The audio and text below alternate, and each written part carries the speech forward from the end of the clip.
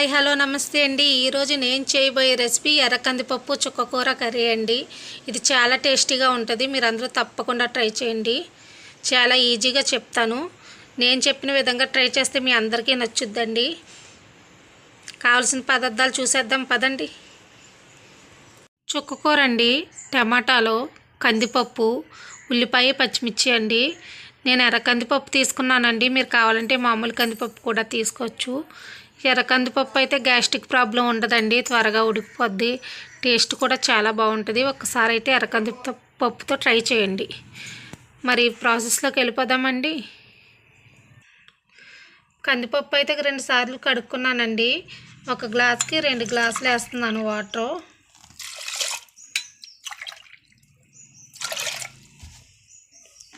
టమాటా అండి, ఉల్లిపాయ, పచ్చిమిర్చి,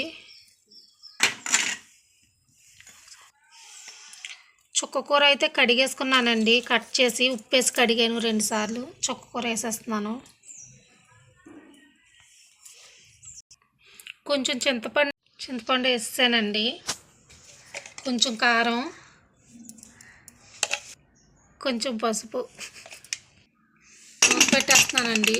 2 విజిల్స్ సరిపోతాయండి, 3 విజిల్స్ అవసరం లేదు. మీరు ఎల్లో కలర్ కందిపప్పు అయితే 3 విజిల్స్ పెట్టుకోండి. రెడ్ కందిపప్పు కాబట్టి 2 విజిల్స్ సరిపోతాయండి. విజిల్స్ వచ్చాక మళ్ళీ కలుద్దాం. 2 విజిల్స్ వచ్చేసినాయి అండి. స్టవ్ అయితే ఆఫ్ చేసేస్తున్నాను. కొంచెం ఆవిరిపోయాక తాలింపు వేసుకుందాం. ఓపెన్ చేసి చూద్దామండి. ఉడికిపోయిందండి మెత్తగా. చూడండి ఎంత బాగా ఉడికిందో. కొంచెం సాల్ట్ వేసుకుందామండి.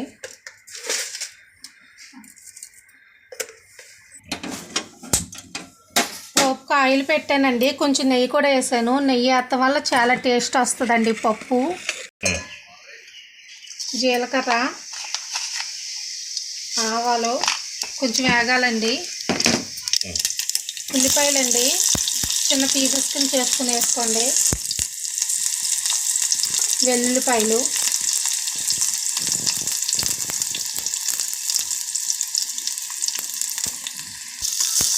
ఇవి బాగా వేగాలండి.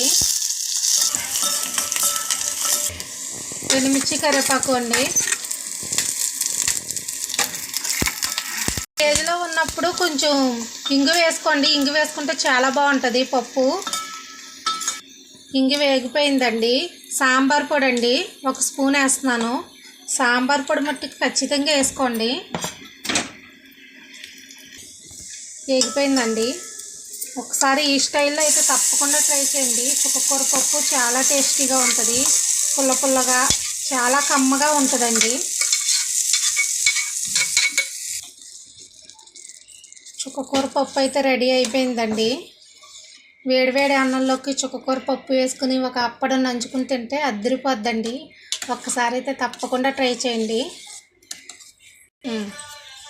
అయిపోయిందండి. కొంచెం కొత్తిమీర వేసుకుని స్టవ్ ఆఫ్ చేసేసుకుందాం. రెడీ అయిపోయిందండి చుక్కకూర ఎర్రకందిపప్పు.